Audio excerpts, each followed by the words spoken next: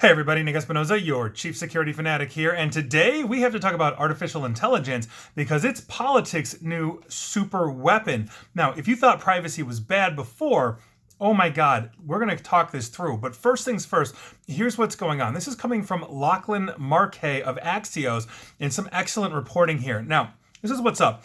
Innovations and evolution in artificial intelligence are making it faster and cheaper for political campaigns to identify, turn out, and extract money from voters. Again, this is according to Mr. Markay, who I'm going to be quoting and paraphrasing extensively here. Now, consultants for both major parties, that would be the Republicans and the Democrats, are basically sucking up voter data to hone advanced fundraising and persuasion tactics. These tools are basically and essentially useful in down ballot local races. Now, consultants say that they can dramatically improve campaigning by asking machines to basically synthesize massive amounts of data of everything from income to your purchasing habits to essentially predict how you are going to both donate to a political party if you're inclined to do that and also vote. Now, a host of these outfits are now marketing the use of their artificial intelligence and machine learning to essentially try to gather more political clients. So, for example, the Sterling Data Company that basically caters to the Democrats says that it can more than double digital digital fundraising performance in the immediate term. Now, on the Republican side, there's an outfit called Numenar. Yeah, Numenar, I believe I'm pronouncing that correctly, and they are touting a highly effective voter modeling and predictive capability system, and here we are. And I quote, This is a super weapon that Democrats have, end quote. That is from Martin Karutsk, I believe I'm pronouncing that correctly, the Sterling's managing partner, who says his firm has worked with about 1,000 Democratic campaigns and political parties.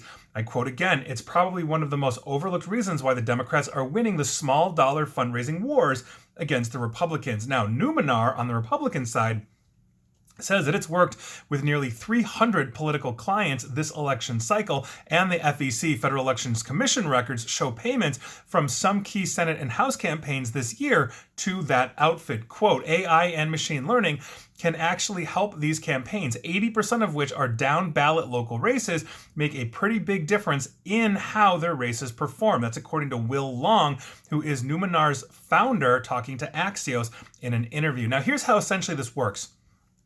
Each of these companies in the space uses a massive amount of political and consumer data to feed an ever-improving algorithm that can predict voter or donor behavior. Now, Sterling, on the Democrat side, uses this tech to hone fundraising tactics tailored to each of its clients. The company says in its marketing materials, and I quote, no data analyst in the world could look at over 500 variables from household income to magazine subscriptions and determine what factor played the biggest role in the success or failure of a fundraising campaign and rework the targeting to maintain or improve results, especially not in less than a minute. That's what we're talking about here. They're able to, obviously, artificial intelligence, crunch this data very fast to spit out logical predictions based on multiple variables on you, the consumer/voter, and here we are. Now, AI-based software also makes it much easier for firms to identify new potential donors. And basically, these people are calculated to have the highest propensity to give to a campaign. Maybe you are completely outraged on Facebook saying, oh my God, I can't believe what Trump or Biden or, whatever side you're on is doing this. They're basically getting this information in some way, shape, or form and saying, aha, this person absolutely hates Trump or hates Biden or whatever it is. So maybe they will basically donate to the person that they support because they hate the other guy. This is what we're talking about now. And on top of this, Numenar says, its ability to predict how a voter or how a given voter will vote makes its services highly valuable to campaigns attempting to basically more efficiently allocate scarce resources. Meaning if they are seeing, let's say in a specific area or locale, a high propensity to vote, in this case Numenar, to vote Republican, then why put more resources there when you've already locked it up if you're the Republican candidate? It would be the same on the Democrat side as well. Now, some political pros, though, are skeptical to basically describing this as more of a marketing gimmick than a true advance in political data technology, but it looks like it's going to be here to stay. I don't think this is going away anytime soon. We are leveraging artificial intelligence to do many different things.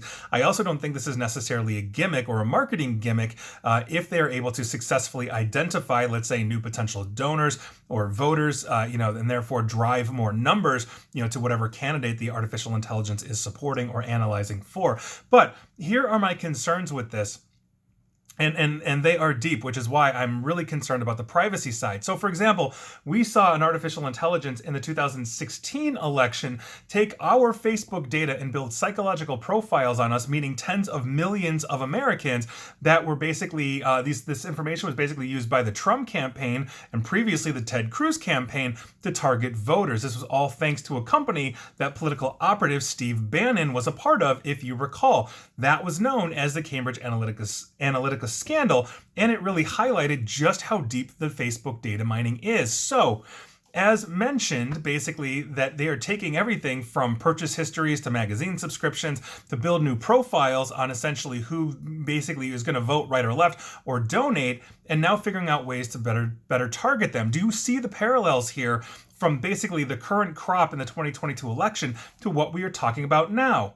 Who is selling them this data? Is it still Facebook? You can usually go on and see what information Facebook has on you. We know that Facebook is one of the largest targeting platforms for advertising in the world. And so they can say, hey, show me anybody that leans Republican or right or left or all these kinds of things. So is it getting from there? Is it getting from the credit card companies? Is there a third-party broker that is aggregating all of this data? I've talked about those before here on this podcast and video. Not to mention, what is the security posture of these companies that have this massive amount of data on us? If you recall, in 2017, an extensive database of information on about 198 million Americans collected by a contractor that was hired by Republican groups. Basically, this information was obtained by a security researcher because they found it on an Amazon server with not even a password protecting it, meaning this contractor for the Republican Party left 198 million records open to the world. Now, obviously, there's not 198 million Republican voters, which means they're obviously collecting information on the opposition as well. Democrats, independents, Republicans are all going to be caught up in this database. That database included home addresses, birth dates, phone numbers, and basically it had information on voters from both major parties as well as independents. Now, this data that was stolen in 2017 was compiled by Deep Root Analytics.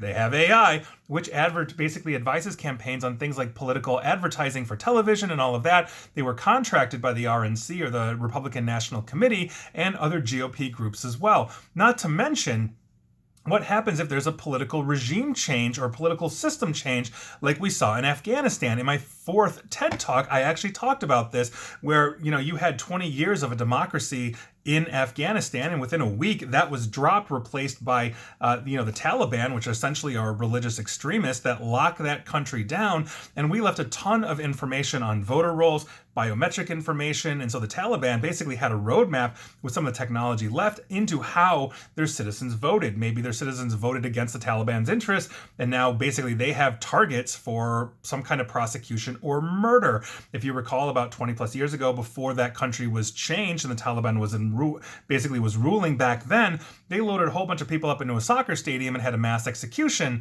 of those that they believed were the antithesis of what the Taliban believed or political threats. We left that information there. And as we are going through very contentious political times here in the United States, if we have people, let's say, that are able to overturn the election because they're able to change the laws or get political operatives in place, meaning elect political operatives in place that, let's say, would invalidate votes and all these kinds of things, are the voter rolls then private? Is this information being collected and run through an artificial intelligence that says, yes, Nick votes Republican or Nick votes Democrat or Nick votes independent or whatever it is?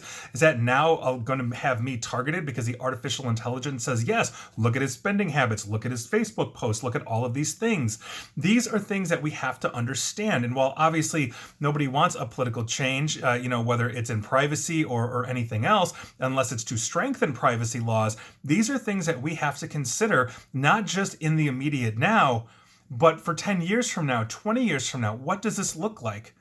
We look at other countries that are running democracies, and we look at what their political systems are like. And you can look at, for example, like Australia. They have essentially an election for, government and all of that. And there is no 2-year cycle where, I just was elected to Congress. Now I'm going to start running for the next election 2 years from now. And so I'm running half lawmaker, half always politically advertising to keep my seat. This is what we're talking about. Why not have, let's say, no like internal private money that can come from anywhere, that, each candidate only has 3 months to advertise, for themselves with whatever fundraising they can have, not from, let's say, corporations. Really hamper this down, really limit this, and they can still get the word out. They can still have debates. They can still put out policy positions, all these kinds of things, but they won't be targeting us in the way that we're being targeted now. Artificial intelligence can do so many good things, but I think this is a bad thing overall. I don't want to be in a database that is making a prediction on how I vote based on what I read. I read everything from the left and the right. What does that make me? So this is a huge problem. And so I wanted to bring this up because I think this is important. I'm a little long-winded today, but again, I think this is something that needs to be discussed. It needs to be addressed. And here we are. And please like, share, follow me here on Facebook and Twitter at NickAESP, where they're probably giving your information to both Republicans and the Democrats so they can target you. Same with YouTube as well, where feel free to subscribe to me, which I guess would make you maybe an independent. And as always, stay safe, stay online, and please attempt to stay private. Thanks, everybody.